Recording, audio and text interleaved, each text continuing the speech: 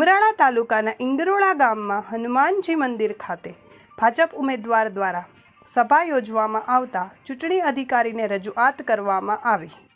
ભાવનગર જિલ્લાના ઉમરાળા તાલુકાના ઇંગરોળા ગામમાં લોકસભાના ભાજપ ઉમેદવાર નીમુબેન બાંભણિયા દ્વારા આચારસંહિતાનો ભંગ કરવામાં આવ્યો હોવાના આક્ષેપ સાથે ચૂંટણી અધિકારીને રજૂઆત કરવામાં આવી છે।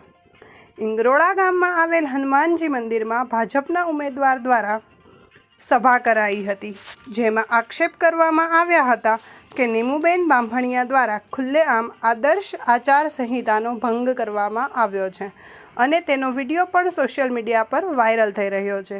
મારું નામ શક્તિસિંહ ગોહિલ, ગામ ધરવાડા। શક્તિસિંહ, આજ હાલમાં આપ આવ્યા છો, આચારસંહિતાનો ભંગ થયો છે નીમુબેન બાંભણિયા દ્વારા, એના એક અરજી રૂપે આપ આપવા આવ્યા છો, શું કહેશો? જી, આજે તારીખ 21/4/2024 રોજ ભાવનગર બોટાદ વિધાનસભા લોકસભાના ઉમેદવાર શ્રી નીમુબેન બાંભણિયા ઉમરાળા તાલુકાના પ્રવાસ માટે અને પ્રચાર માટે નીકળ્યા છે।